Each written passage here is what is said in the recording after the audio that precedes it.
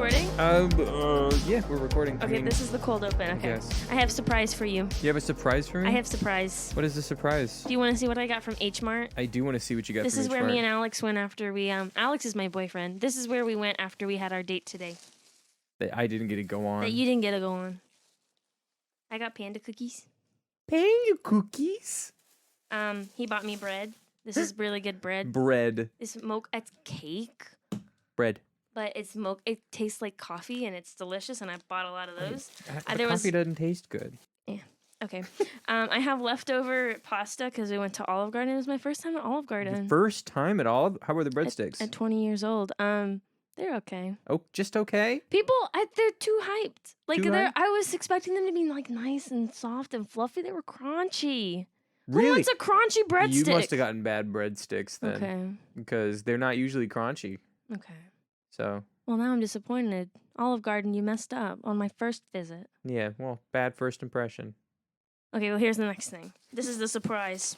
So, Alex, you should be so fucking over the moon, because when we were at H Mart, he was like, we have to get something for Tayler. Oh, yay! And so we walked around the whole store, and he's like, what is he like? And I'm like, I don't know. He can't eat anything. And so we bought you treats, knowing that you probably won't eat them. Even better. But I got you Pocky. Pocky? Do you eat Pocky? I've always wanted Pocky, and Okay. I've never had it. I'm going to have one right now. Okay, perfect. That's what I wanted you to do. I wanted you to try it, if you were willing to try it. Okay, this is my first time ever having Pocky. So this is just regular Pocky. It's not like any of like the strawberry or the green tea flavors, for those who know what Pocky is. This is just the plain chocolate one. Isn't this the one where like you're supposed to take a bite and then another person tries to take a bite as close as they can without kissing?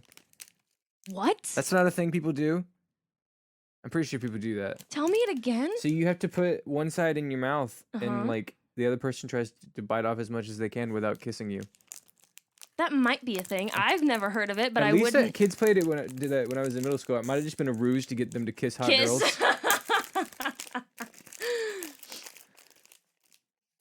I've never had one of these before. Do you just go for it? Yeah, you just go for it. I mean, you can take as big or small a bite as you want. It's just chocolate and like bread, stick, yeah. cookie. Yeah. It's great. Yeah, great. Awesome. I love it. We did 1 for 1. Okay. And then, there's also chocolate in here that I was supposed to give to Jesse. Oops. Jesse doesn't get his chocolate. It's a little bit rich, Yeah. which I'm not a huge fan of, but chocolate is chocolate. Mm-hmm. You can have one at a time if it's too rich for you. Yeah. Thank you, Alex. Okay, the other thing that he got, because we didn't know if you like chocolate or like fruity stuff, but he got you this sweet and sour haichu. Okay. I'm sure this is great content. I'm sure you guys are loving this. Me just eating Just in trying. front of the mic. No, but like this is, people listen to this. People will listen to people trying new food. I mean, they Really? watch people trying new food, but not really listen. I'm sure I was so afraid I wouldn't be able to open this. Like I had a moment when I was like, "Oh my god." What if I can't open it? Yeah, because I was having problems opening another bag like this earlier this week, and I was like, "Oh no." Oh no. All right, well, I got a bunch of different flavors to choose from here. So I got watermelon, lemon, or grapefruit. I do like watermelon. Okay, wow. Okay, Alex guessed right. He was like, I think Tayler likes watermelon, so. He knows me because he's my actual boyfriend. No, he's not. Yeah, Stop we it. just, I actually feel bad because he was able to actually pick out stuff for you, and I wasn't, and I'm your best friend. Is it sour or is it sweet one? Sweet, I think. Okay. Is it? How do you know the difference? I don't know. I'm sure the sour ones have like coating on them, like the citric acid coating. I mean, it's It's true. good? It's like Iski. it's like gum. But it's not. Yeah. Mm-hmm. I love haichu. I love the strawberry flavor. Oh, I have snacks. So now we just have a bunch of food laying on our desk. Now you're gonna hear me lip smacking the entire episode. It's gonna take me a minute to get through this. No, it's okay. I just thought it was so funny because like he had bought everything else for me, and then before we left, he was like, "Hang on, we have to find something for Tayler." And I was like, "Why? What are you doing?" I love it. I love him so much because we barely talk. No, yeah, Like barely. Like maybe once a while we have a short conversation. We only talk through you. yeah. But it's like there's just very obvious There's like just bromance. a raw like magnetism. Mhm. It's so great. I love that man. That's fucking crazy. And when we were like trying to figure out what to get you, we neither of us knew. And I was like, babe, just like, if I just tell him that you thought of him, like he's gonna freak out. Like you don't even have to get him anything. If I tell him that you thought of him, he's gonna be so happy. Yeah, I was so happy. Oh man, that's so great. Thank you, Alex. Can't believe that. Did you know, that I found this out? Blue whales fart, right? Because all mammals This fart. is a completely change of subject. I just gotta get this out because it's been stuck in my head. Nice. Blue whales can fart, and when they fart, they make air bubbles so big that a horse could fit inside of it. Oh my god! Why do you know this? It got sent to me. From who? From my mother. Call him out. Oh, It was my mother. Yeah, but this is Media for the Intellectually Impoverished. I'm Taylor. I'm Randy. And this is the podcast that enriches your mediocre lives. You're getting so good at that. I know, it's great. We always say it with the same timbre, too. Which is what you're supposed to do. Is That's it? the way that people remember it. Oh, really? Yeah. Enrich your mediocre lives. Mm-hmm. I love it. That's why I always say, I'm Randy. Yep. I'm Taylor. I'm Randy. And this is the podcast that enriches your mediocre lives. Nice. That's what you're supposed to do. That's what everybody does with the beginning of their podcast. They all sound the same. Good. Mm-hmm. It feels good to do that. Especially since like our podcast has got that cold open thing. Yeah.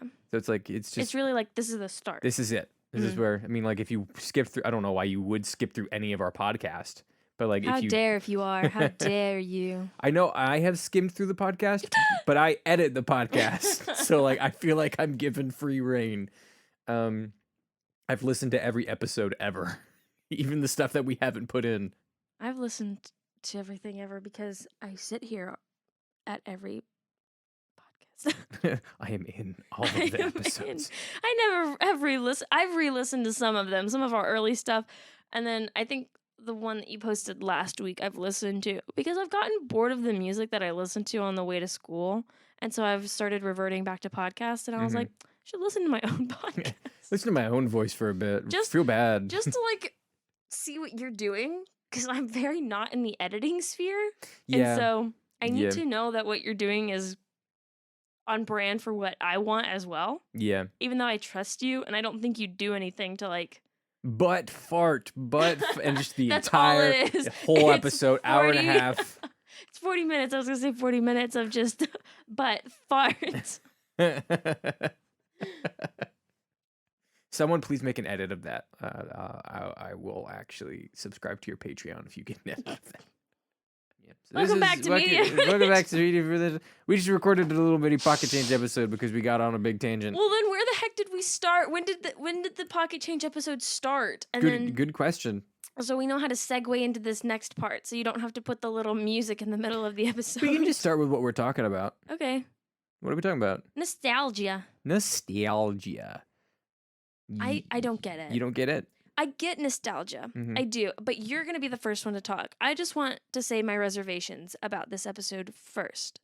I don't know how to talk about nostalgia because it's a very like specific thing. It's very like not every movie, not every piece of media needs to be nostalgic. It obviously helps your case, but when you are going for the specific feel of nostalgia, you have to direct your media to a very specific audience because that's what nostalgia is. It's a memory of like something that you've already lived, or it's seeing something that reminds you of a memory or that reminds you of your childhood or reminds you of a time in your life. So it's a very like specific niche in media. It's a very specific thing that you can add to your media. And so I don't know how we're going to go about like talking about it. I think maybe we just stick to that niche, Okay. using it. I'm talking about lo-fi hip hop. Which I don't get. That's why I want you to go That's first. why I'm going first. Okay, so almost fell over in my chair. So the thing with lo-fi is it's sort of intended to play to nostalgia. Its entire aesthetic is warped and not warped, but wrapped around this idea of nostalgia. The music is very dreamlike, making you feel like like you're laying down looking at the clouds, thinking about things that happened a long time ago. Mm-hmm. You know, so lo-fi kind of came about. Um, well, so it started with hip hop, right? When hip hop started, Yeah. and the '90s, Mm-hmm. right? That's kind of when hip hop became popular. And the idea is there's this process in hip hop like where you make the beat, and the beat is what the people rap over in hip hop, or what you hear going on in the background, right? Mm-hmm. So Mm-hmm. as that progressed and time went on, what kind of sort of jump started the idea of lo-fi. This is and lo-fi is a very broad term. It It's is. a very umbrella term. But what sort of jump started this idea of hip hop and being linked with nostalgia is Adult Swim, which is very surprising. If you don't know, Adult Swim was sort of a slot on Cartoon Network, um, played towards more mature audiences that sort of went on after kids would have gone to bed from like I don't know 10 o'clock until I feel like it's earlier than that, but maybe. no. But it's some point at night after kids have gone to bed. Yeah. And what they would do is they had these little commercial bumpers that would play before commercials started, in the middle of your commercial break, and then at the end of the commercial break. And these bumpers were just kind of like just sets, kind of like still frame styled, very vintage looking videos with what we would now attribute as lo-fi playing on top of them. And they had some of who would become more popularized lo-fi writers sort of mixing and writing those beats. Well, today what we see when we see a lot of lo-fi, we see it attributed to like anime, right? You see a Yeah. lot of it, like that's part of the aesthetic. Mm-hmm. Well, because that is because on Adult Swim there was a section called Toonami, which is where the studio would play anime from obviously Japan and foreign countries. Um, and they would still have those bumpers and stuff. And so as that progressed and became more of a thing, eventually the anime called Samurai Champloo came out, which had an artist who did the music. His name was I'm gonna butcher this, but Nujabes. It's Nujabes.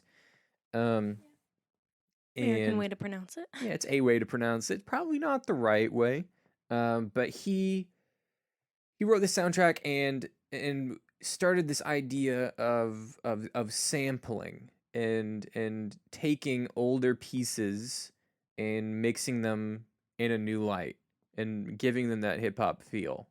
And uh so what I mean by sampling is taking a small piece of an old song or just a different song in general or a piece of something, layering it on top of your beat or your new song and using it as part of the song. That is what I mean when I say sampling. Um, so yeah, Samurai Champloo came about, and that and Cowboy Bebop came out sort of around the same generation. And it's interesting because I believe that the first two, no, the main voice actor plays both the samurai in Samurai Champloo and uh, the main character in Cowboy Bebop, which I was like, that's cool, interesting. But those two shows sort of took off. They became very popularized in pop culture, and they're part of the reason that we sort of synonymize lo-fi and anime. And you know the lo-fi hip hop girl, right? Yes. Did you know that? So she's sitting sideways, studying Mm-hmm. out the window. Mm-hmm. That was created after a different image. Yeah. So the original image is from an anime called Wolf Children and is a picture of the character Yuki, which I will show you. We'll put this up on the Instagram and I'll put it on the Twitter. You need to send it to me now then. Yeah. But I will send it to you in a moment. But Let me see. that photo. Oh, okay. You can totally see where no, it came yeah, from. 100%. It's very obvious. So a lot of lo-fi tracks and compilations would have a photo or a GIF of of her studying this character Mhm. studying. But that was taken down due to copyright issues. And Mhm. so they created the Yeah. ones that we know Mhm. today, which is the the one that you see on Chilled Cow, I think is the YouTube channel's name. I don't know. I don't listen to. I Don't know what it listen. is, I and don't I've seen listen it to it. because people make memes out of it, and I see it sometimes on my recommended for YouTube, Hmm. but I've never But yeah, listened. so around 2016 or so, it became super popular on the internet and very popularized. And that's when we saw the rise of, those compilations and the 24-hour live streams Hmm. of lo-fi music. Um, and it's really interesting to me because the point of it, not the point, but it started with this idea of creating that sort of feeling, right?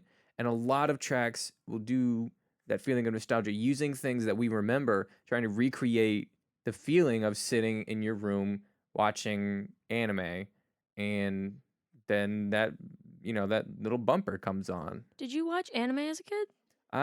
You know what? I didn't. I didn't. I mean, I watched Pokemon, but Hmm. like as a kid, I never really was up late enough because my parents were very strict about Oh no, bedtime. yeah, mine too. Um, but I was never really up late enough to watch anime, Hmm. and my family wasn't. My parents aren't very huge on the anime thing. My mom thinks it's dumb. My dad thinks it's dumber than my mom thinks.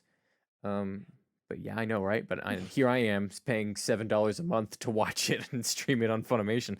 Um, It's your own money. That's With your my own, adult yeah, money that my you chose. gross adult money. Um, Who gave us access to adult money? who That's gave a us different who gave us topic. access to money? Like, Yeah, who was like, like hey, these guys, they need to be spending money on yeah, things. exactly. And then all we spend it on is TV entertainment. Yeah. Ugh. And Time is money. Money and is time. time is money and money is time. Hmm. Hmm. But yeah, so a lot of tracks that you see nowadays. I had you listen to a few tracks. Did Yes. you listen to them? Yes. Yay. Um, I don't get it. you don't get it? I'm waiting for you to explain how it's nostalgic because so far to me you haven't explained how it's nostalgic. So what it does is Is it nostalgic to it you? is. It But you've creates this never feeling of watched nostalgia. anime as a child. So what is it nostalgic of? That's the question, isn't it? Like Yeah. I don't know. When I listen to it, I feel this sense of nostalgia. Okay. Like a lot of the music that I listen to gives me that sense of nostalgia. I think it comes from because a lot of when you start a lo-fi track, one of the first things you hear is sort of like the crackle of a vinyl record, Yeah. right? Or maybe you're shoving a tape in, you hear a cassette go in and start. Mhm. And just that idea of like old technology See, okay, creating music. but that's again when you were younger or at any point in your life have you ever listened to actual vinyl records? Have you Yes. listened to cassette tapes? Yes and yes. Oh, okay. Not as So it often. would be so it is nostalgic to you It because you've is. experienced that before. I also just when I listen to it, I just feel that. Yeah. And that's This, what nostalgia does. It takes you back to that place of like memory. That's the whole point of nostalgia. And that's what I'm trying to like at least that's what I think it is. Maybe we have a different like version of what nostalgia is, but it's it can be anything. It can be a smell, a taste, a sound, something that you see, and it brings you back in time to. It can be a week ago. It can be 7 years ago, and it is so powerful. Nostalgia is so powerful that you literally feel like you are back in that place. And I think that's what you're getting at. Like it when you hear that, when you hear lo-fi, and you hear that vinyl record or you hear that cassette tape or you the anime that you were talking about, like you feel it. You feel like a kid again, right? yeah. Okay. Yeah, and to me, I think that lo-fi does a good job of encapsulating an idea of nostalgia. I think a lot of the culture around creating lo-fi is very much nostalgia Is based. about making people feel nostalgia? It's about making people Okay. feel nostalgic. Mhm. Um Making people get that sense like miss the chance to have heard the oldies Mhm. or Okay. whatever. Um I can see and that. maybe it's Okay. not all like nostalgia based where it's like I feel this way because I listened to that thing. Mhm. It could be this idea of I wish I could have listened to that thing. See, I don't know if that's nostalgia. I think it could be That's defined as nostalgia. Just that to me, I guess nostalgia isn't necessarily the feeling of being back there. It's more of the longing to feel or have seen or have done or have been at this thing. Okay. That when I feel nostalgia, I feel more of that wish to experience something, whether it be again or something that I have not experienced or missed the chance to experience. Yeah. So that's the kind of feeling that I get when I listen to a lot of lo-fi tracks. I get that too.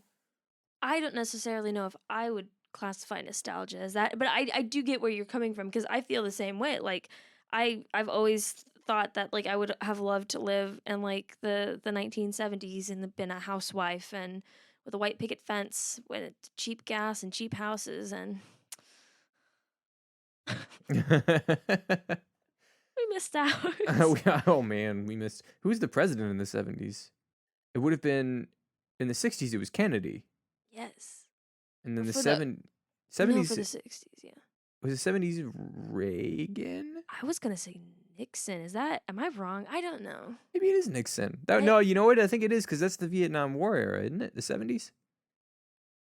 When you said who was the president during the 70s, my first instinct was to say Nixon. That's probably right then. So I don't know.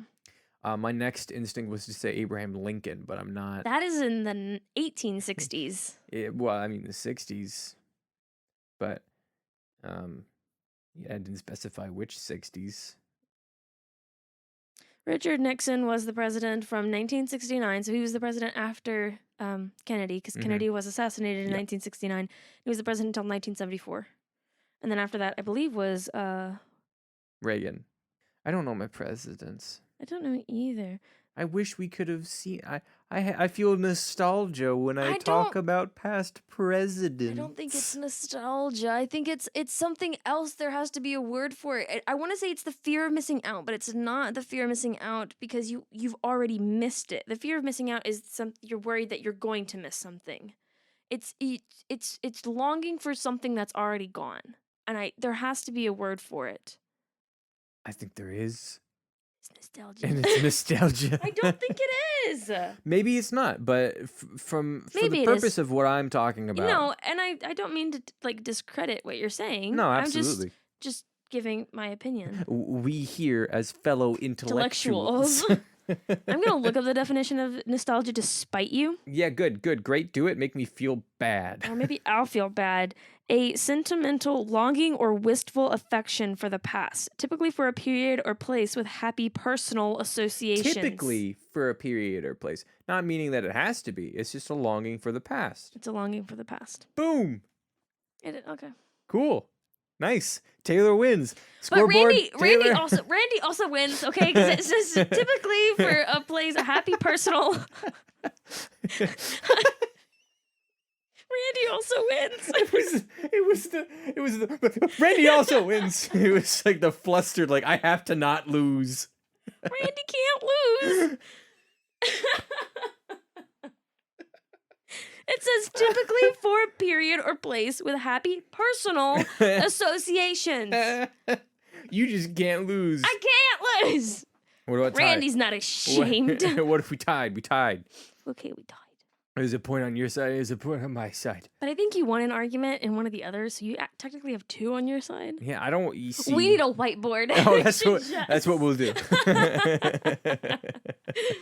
We need a whiteboard. But yeah, I think that because when I was saying with the sampling, a lot of people will sample really, really old stuff. Mm-hmm. And so that old stuff comes with its own vinyl sort of crackling. What would you call that? I want to say vignette, but that's the style of film when around the edges it gets dark. Yeah. But it's just that sort of background sort of fluff noise, white noise. Yeah, white noise. And it's really, really sentimental for me, or maybe that sound of when a cassette starts up. Those sounds to me, they give me nostalgia. Shut up. Yes, Tayler was right.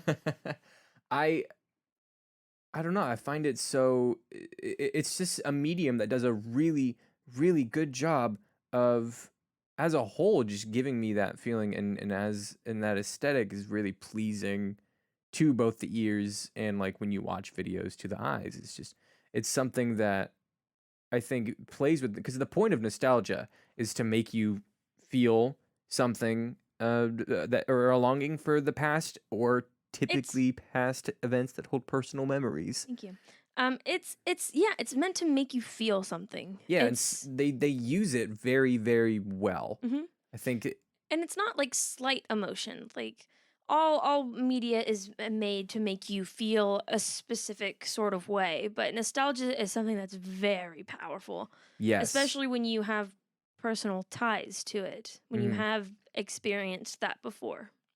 And that's why, I think lo-fi is such a widespread phenomenon with so many people following. You could look at the live streams. There's almost always 8,000 people listening to the lo-fi with you. It's always got people listening to it because a lot of people really resonate with that. And that's because of the way they use nostalgia, and the way that it makes you feel. So purposefully crafting your piece to have were you looking up another definition for nostalgia just to double fact check me?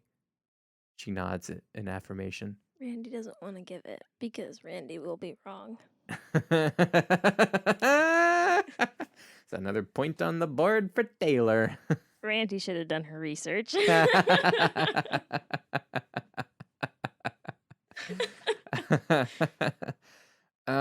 But when you purposefully craft your piece of media to the point of using nostalgia, and you use it well, and you use it in a way that resonates, I think it has to come from the heart, though, because you can't create something that you're not nostalgic for and expect other people to feel nostalgic for it. But if you take your media and you craft it from a place of nostalgia, that will resonate really, really well with your audience. And it's something to keep in mind when you're creating a piece. Is this something that I want to use? So for the game Alien Isolation, wow, this is a total second topic. I haven't done this in a while. How dare. For the game Alien Isolation, it doesn't do this purposefully. It does this because of the constraints. It does this because of the constraints of the story it's telling is based on the original Alien movie. And in that movie series, they've got very retro futuristic tech. But holding that style of tech and the way that the spacecraft that you are on in Alien Isolation looks, it brings that sense of nostalgia, that retro feeling. And it's something that resonates. That's what resonated with me the most, I think, when playing it, because I look at a lot at the design. You guys know I'm an artist. I love to draw. I love environmental art. I spend so much money on books for so much money. My God, you can't take this man anywhere. So much money spent on art books. But because I just love what goes into that, and the choices that they made and the way that they designed those environments is really specific, because and it conjures up a really specific feeling because of the way that nostalgia works in people, So I think also that game, they purposely included a way to make it look like it was film grainy. And I was like, that's even another touch on top of it. That's like even more nostalgia. So like they knew what they were doing. Yeah. They knew they were playing into this sense of nostalgia, and they used it well. And the game is very well received. I mean, obviously it's not just the design that's making it well received, but that sense of nostalgia, I think, is what brought a lot of people to the game. And, the rest of their piece of media was solid. It wasn't poorly made or made in bad taste, but they knew what they were doing with their nostalgia, and they used it in a purposeful and meaningful way, not just to them, but for their audience, and it resonated, and it works. And yeah, that's my thing. I think I was talking for a while. Yeah, it's okay. But Randy doesn't want to talk about her topic because she was wrong. You were wrong. No, it's fine. Randy's just sad. It brings you down when you're wrong. When you're wrong. Randy doesn't like being wrong. I should stop referring to myself in the third person. I think it's hilarious. I think it's really funny too, but I feel like it annoys people. I don't care. You shouldn't care either. You guys come here to listen to us. If we annoy you... Sorry. Terrible. Okay, so I didn't choose what I was going to talk about this week again because I was very confused on the whole topic of nostalgia, and so Taylor picked it for me. I offered this as an idea, Mhm. and then you took it. Yeah, because I'd seen it before. So I'm gonna be talking about Stranger Things. Oh, do you talking about Stranger Things? Dude, no way. Whoa. Dude, I recommended that. That's a good idea. No, really? Yeah, I recommended it for you. You didn't remember? When? I don't remember. It's sometime earlier this week. I don't know. No, that doesn't No, it doesn't ring a sound bell? like you. Doesn't sound like me? Mm-mm. Maybe you're right. Maybe I'm thinking of something else. Yeah. Yeah. You're dumb. Thanks for joining us on that stupid bit. But before you start, Randy's random thought of the day. Interesting. There's no such thing as adult caterpillars. There's no such thing as adult cat. All caterpillars are children. And there's no such thing as baby butterflies? Oh my god. That actually blew my mind. There's no I've had that one locked and loaded for a Oh while. my god. I never thought about that. Because any small butterfly was just a small caterpillar. Yeah. Oh my god, that is ridiculous. That I feel sad because there should be baby butterflies in the world. Imagine how cute. But how would they be born? Eggs? I don't know. The same way. I I mean, guess that's so eggs. strange. They'd have to be big eggs though, because they gotta come out with wings. I mean, think about the cocoon. The cocoon is the size of the the caterpillar. Yeah, but okay, but if they laid eggs, the butterfly would have to lay eggs. They'd Well, have here's to the- lay bigger eggs. I guess, but then how would you get bigger eggs from? It would have to be bigger to lay bigger eggs. Exactly. I don't think butterflies need to get bigger. I think Imagine if butterflies were bigger. That's like a Mothra situation. Yeah. Like, moths freak me out. do they? Yeah, I don't like moths. What about mothballs? Like the thing you put in your closet? Have you ever actually used mothballs? Yeah. Really? Yeah. I've We had never. moths eating our carpet in my kidding. house. Yeah. It's crazy. I've never actually. I mean, I've seen them. I'm not gonna be like I've never seen a moth. I've obviously seen them. I mean, totally seen a moth. Like, I've probably seen 10 moths. In your 20 years of living, you've probably seen 10. 10, at least 10. No, you said 10. It's not at least. It's 10. I've seen 10, but I've never seen a moth like eat something before. We never saw them eating the carpet. Dude, imagine being a moth and just being like, "Oh shit, that carpet be looking tasty." we noticed that we had a lot of moths, and at first we didn't like think anything about it. I mean, obviously you try to get them out of your house because nobody wants bugs in their house. But then we noticed that pieces of the carpet were disappearing. Like in random patterns? Yeah, it was strange. And so we had to get mothballs. And they don't smell as bad as I thought they were going to. Really? It's just annoying. Like it's not a great smell, but it's not bad. I'm not dying for it, you know, Yeah. but it's not like It's just annoying because you'd walk into the living room and you'd be like, mothballs.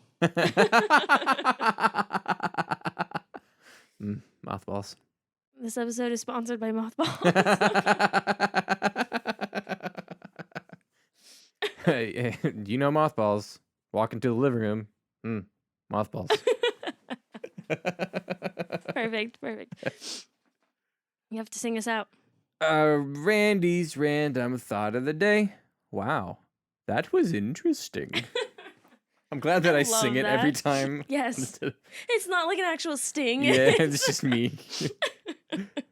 Okay, so I'm going to be talking about Stranger Things. Really? Oh my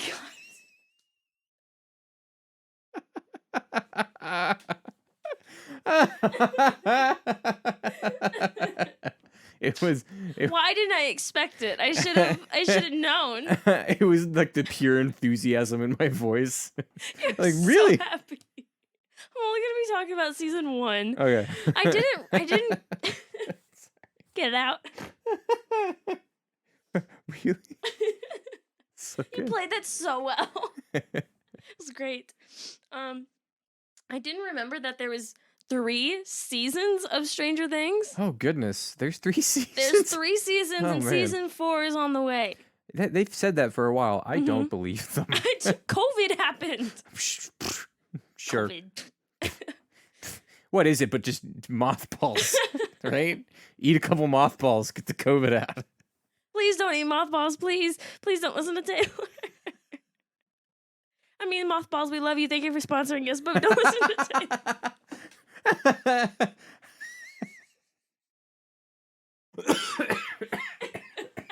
I did it. I killed Taylor. Now it's Randy's show. It's the idea of like a mothball sitting at a desk, be sending an email like, we would like to sponsor you for your new upcoming podcast, Media for the Mothballs. We here at Mothballs always say, mothballs. Let me get on with the thing. Go do your thing. Don't let my laughing interrupt you. But it will. It will. Okay, so I had the wrong idea of what nostalgia was. Yeah, loser. Okay, so I still think it has to do like with Tell your spiel. Don't try and qualify it with what we've learned. Tell your spiel how you would tell your spiel from oh Jesus, from your perspective.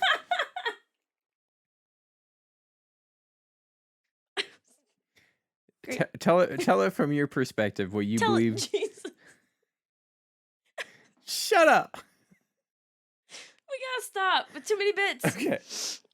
Tell it how you would tell it from your perspective, from your definition of nostalgia. Okay, so because I thought it had to be based on like personal experience and it was bringing you back to a time. So I was gonna say that Stranger Things was only really nostalgic for those who would be in like their 40s now, because the first season takes place in 1983. And so to be a kid in 1983 till today, you'd be in your like 40s. You'd be like 45 or something. And I do see that because actually I feel like a lot of parents are really into Stranger Things. I've heard that, I mean, my parents like it and my boyfriend's parents are obsessed with it. And so there is that like nostalgia. It brings them back to when they were kids, because they were kids and they were kids during that time. That's what their life looked like.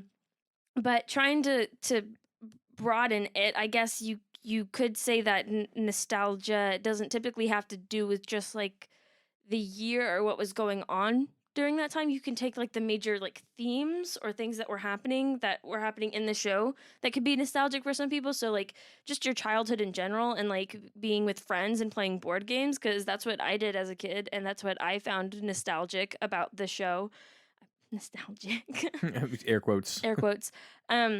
Playing board games, like I remember having the neighbors over or having some of my friends come over and just playing board games. I remember playing one of my babysitters, who is my friend, but she babysat me when I was younger. She was reminding me of when she would come over, we would play this game called Sardines. Have you ever heard of Sardines? I don't think so. Nobody's. Oh my God, it's the best game. It's the opposite of hide and seek. So you know what? I have played Sardines. I played it a lot. So yeah. It's where one person hides and everybody else is looking for that one person. And when you find that person, you hide with them. And then the last person to come and find them is the person who gets to be the first to hide next. I think something like that. So the person that is the last to find them is dubbed the loser. Yeah. And the loser has to go hide next. Yeah. And I would love playing that. So the board games that they play in Stranger Things, they play Dungeons and Dragons. Dungeons and Dragons has been like rising in popularity again, so I feel like it's even nostalgic in that way because we've been playing it. I mean, we played it last year. We haven't played in a while, but even before that, I played in high school when Stranger Things was starting to come out, and so we had that connection to it of like, oh, this was something that they used to play and we play it now. Yeah, just connecting yourself to the nostalgia. To it, yeah. And then there's also like high school romances, because in the first season is when Steve and the girl, what's her name? It's the sister. The sister. The sister of Finn Wolfhard. What's her name? Finn Wolfhard's sister. Okay. But they're dating and they have this high school romance, and there's this creep that's like Jonathan is watching them and taking pictures and whatever, creep. But there's that like I can now reminisce about because I had high school romance. And I had weird guys in the bushes taking photos. No, there was weird guys who hung around. The other thing is it could be nostalgic for people who grew up in small towns because it takes place in a really small town with a small like police department, and so I can imagine somebody living today like who like it didn't even have to be that long ago who like came from a small town. You came from a small town, Yeah. and so there's that like element of connection of somewhat nostalgia of being like, oh, I've been in that place before. Yeah, it feels very homey. Homey, very yeah. And then riding bikes. Did you ride bikes as a child? You know, here's the thing. I didn't learn how to ride a bike till I was older. Till like 12, 13. Yeah, but so you didn't ride a bicycle until you were 12. Yeah, 12. I feel like that's no. No, too I mean, late. shoot, I started what happened was my parents were trying to teach me, but like I am a total introvert. I didn't want to go outside and do anything. So I like loved being outside as a kid. I just didn't. It wasn't my thing. My thing was what my thing is now, which is sitting inside reading a book or playing video games or I love when I remember like little memories from my childhood that tie into what I'm doing today. So like when I applied here for the cinema program, like I in the essay that you have to write, I talked about how when I was younger, we would shoot like little like news stories. Like me and my brother would get the camcorder and we'd make up like, oh, the hurricane is coming to get us, and we'd like pretend that it came into the studio, and then we'd like freak out.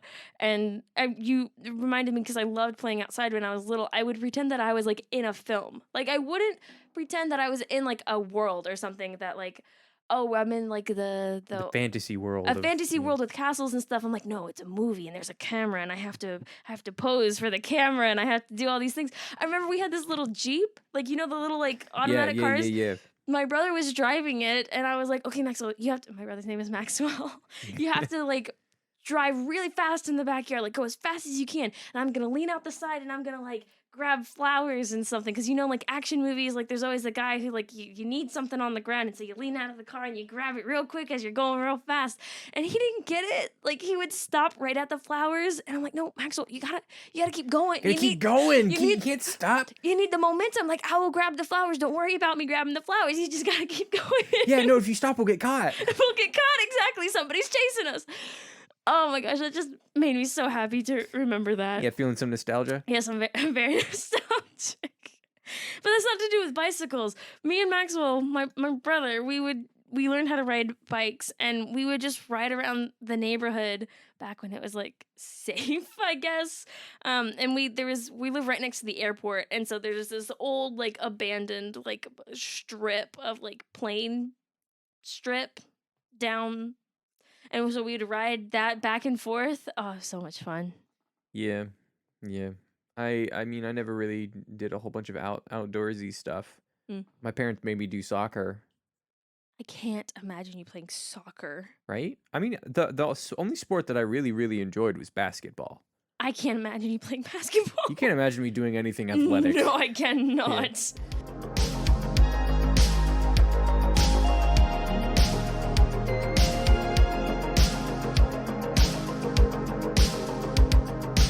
Anyway, back to Stranger Things. Yeah.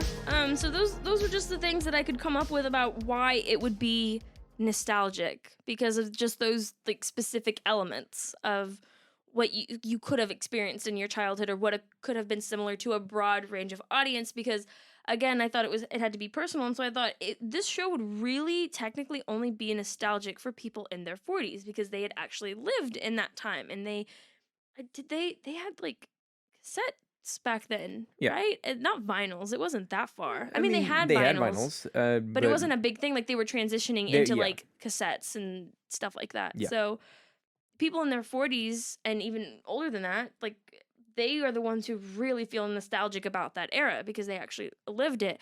Now that we've come up with a different definition, or the actual definition of what nostalgia is, I can see how, like, even someone like me, like, you can long for that time to live in oh my God, arcades. I would have loved to go to arcades. Oh man, I just miss arcades. I think that, you know, how sad, I think it's sad, like how few real arcades we have. We have very, like, the arcade business is monopolized right now with, like, it's Chuck E. Cheese or Dave & Buster's. Yeah. Like, So, but like the idea of going to like a little home-owned arcade, plugging a quarter in, and just playing some Pac-Man or something, or some That Street sounds just Fighter. so like calming, and so Sounds I can great. almost like smell it. Like I feel like I've been in an arcade like that at Feeling a some little point. nostalgic. You're just not gonna let it go. It's like that fuzzy carpet Yeah, that like that would be the carpet there, and mhm. then like it'd be real dark inside. Yeah, and then it would have like weird triangle and geometrical shapes on the Right? floor. Yes. Oh, okay. Okay. Where have we seen that? In our dreams. Do we all?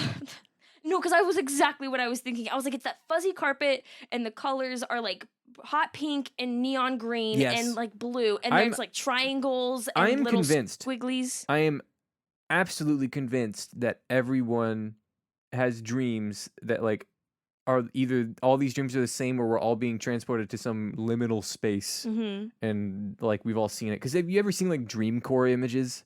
Mm. Oh my god. Oh yes, yes, I have. Where they? Yes. Things I've seen. Yeah. that are like familiar but Mm-hmm. not, But but not. Mm-hmm. yes. Mm-hmm. And it gives you a weird feeling like we've all feel like we've been there. Mm-hmm. But we have I just that stuff makes me crazy because I'm like that's gotta be like what's the explanation for recognizing a place you've never been to? I know. And I've had a constant dream, and this place has to, I'm convinced that this place has to be real.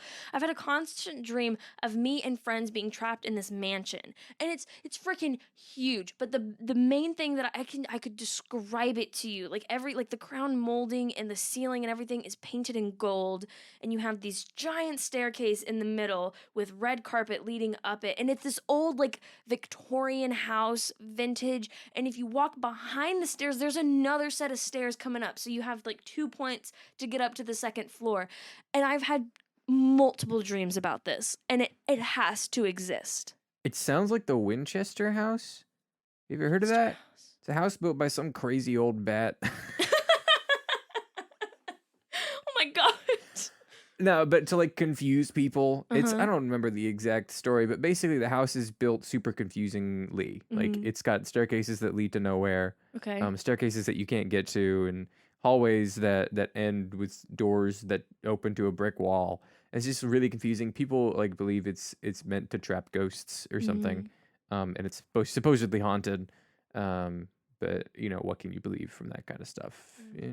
Um, I don't know. That just, oh man, if I could visit that place, I would in a You heartbeat. started talking about a mansion, and I was thinking about a dream that I had, but in my dream, the mansion's carpet was green.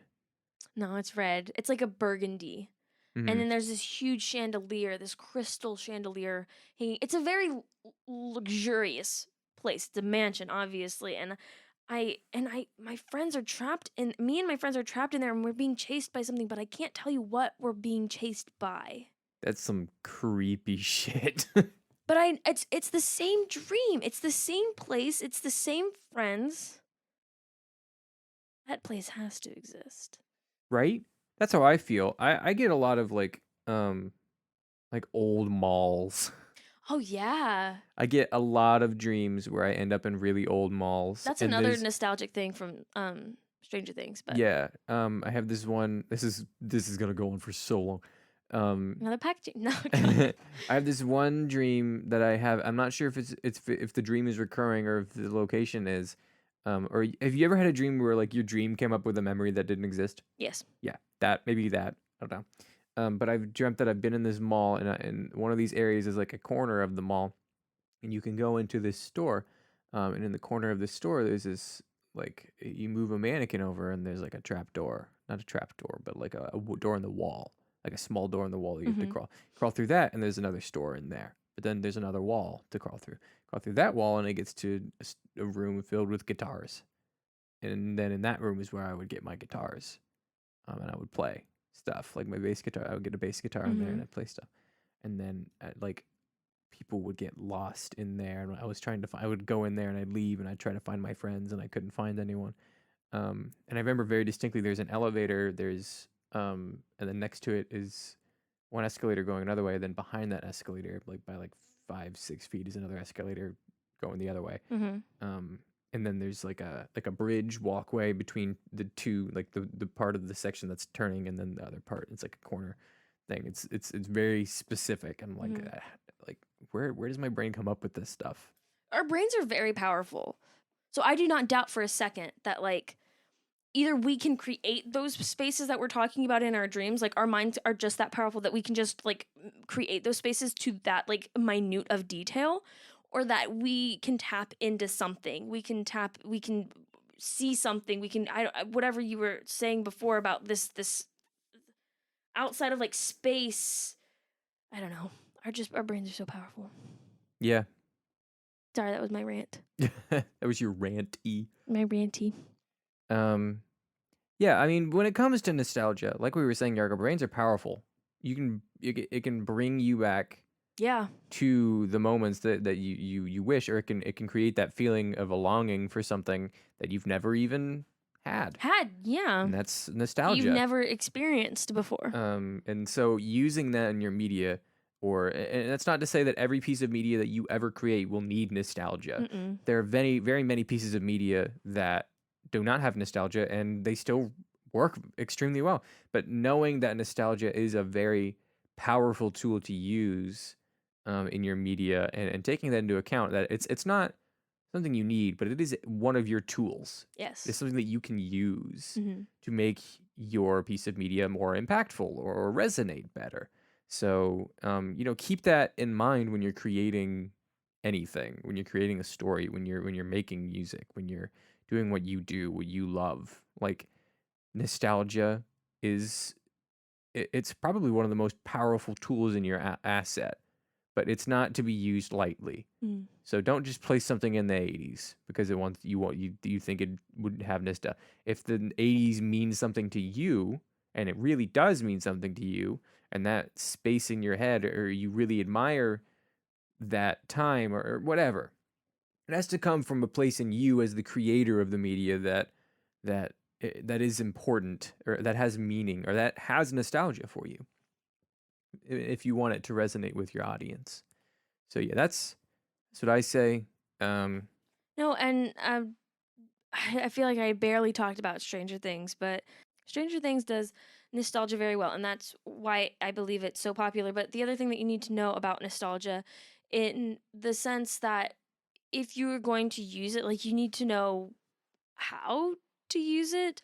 Again, because I thought nostalgia, and I still believe that nostalgia is like, it's targeted, like it should be targeted to a specific audience. So if you're trying to build this nostalgia, this feeling for something, if you want to make a show that's based in the 80s, you have to do a lot of research about the 80s, and you have to, like Tayler was saying, you have to really be passionate about it and know it yourself, because you're never going to get somebody else to believe that it was that if you don't have a passion for it, if you don't believe that it is, or you don't have some connection to it.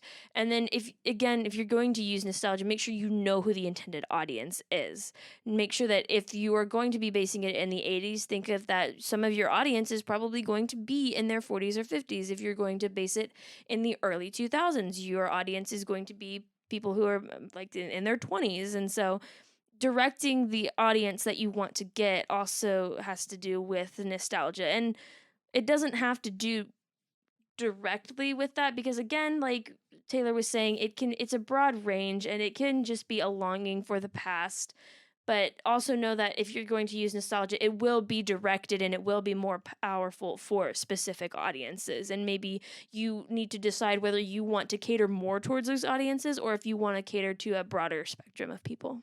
Yeah. Yep. Let's move on to some recommendations.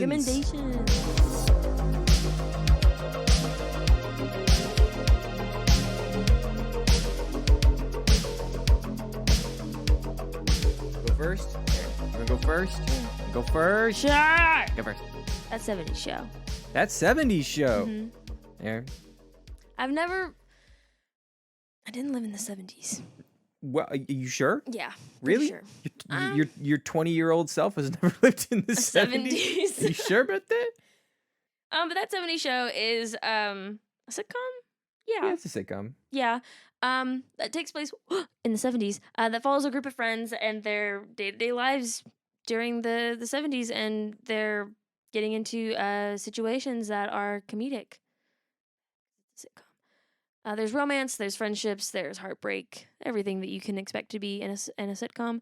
But I think it does a very good job of painting what the 70s was like. And the other thing you have to know about making something nostalgic, it has a lot to do with set design and environmental design or production and things like that, because that's how you create a time. You can't just do it based on the way that the characters act or speak. It's to really engage your audience in it, you need to have that set be from that time period. And that 70s show does a great job of it. And it just reminds me of my house, because my house was built in the 60s. So it has very much 70s, bright yellow wallpaper, yellow curtains, orange curtains, wood paneling, fuzzy red carpets. It was very 70s, and everybody says it when they walk into my house. But I love that 70s show, and I think it's a good show if you are longing to live in the 70s. Yeah. I'm gonna take a little bit of a different track on this. Okay. My game is. You go. No. You say your thing. No. Say your thing. Are you gonna recommend music because you talked about music, or are you gonna go to video games? You can't be flip flopping here. I was gonna go to video game. Okay, it's okay. It's okay. It's something that I think uses nostalgia well is the Final Fantasy VII remake, in the sense that this one's going to be more along the terms of personal anecdotes and personal life stories. Your definition. Yeah. Apparently one of the correct ones. They're both correct. Okay. Yeah, I think that the remake does a good job of incorporating what people would have wanted to see from the original Final Fantasy game.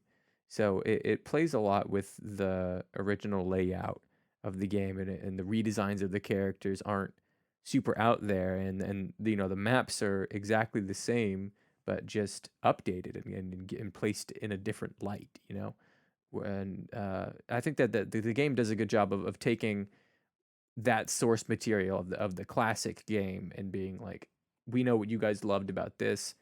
Here's all those things that you loved, but we're going to give you a little bit more. And just reminding people, why they loved these characters and, all that stuff. So I think that's a good game, a game that does nostalgia really well. I also like Disney.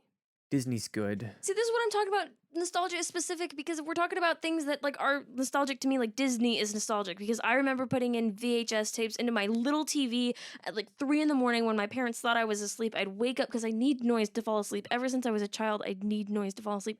So I'd wake up, I'd see that the TV was off, I'd turn it back on, I'd put in a Disney tape, I'd get back in bed, and I'd go back to sleep. That was my childhood. Loved it. For me, it was going into, so we had our garage was turned into a man cave because my mom and dad didn't want us playing video games in the living room anymore. Mm-hmm. But we'd hook up the old Super Nintendo, and I would play Donkey Kong Country or Donkey Kong Country 2, and I'd suck at it. Or I'd play Super Mario World, but I could never get past the 8th level, so I'd just replay the first 8 levels over and over again, or stuff like that. That stuff's always been really nostalgic for me. But yeah, thanks for joining us on this intellectual journey. Really weird one, really nostalgic one. Sorry, we got kind of off topic. A lot. I know, but I feel like it all related back to nostalgia and how our brain works and just the human psyche. We talked about it. Yeah. It was not what I was expecting when we came in, but I never know what to expect when we come in, because us at Media for the Intellectually Impoverished, we're weird. Very weird. There's nowhere else to put it. Yeah. Well, thanks for joining us on this intellectual journey. I'll see you in the next one. Bye.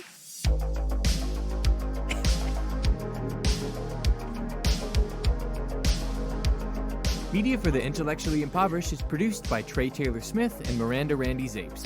Follow us on Instagram and Twitter at MFTII Podcast, or email us at mftiipodcast@gmail.com. That's MFT, 2 Eyes, podcast. Thanks for listening.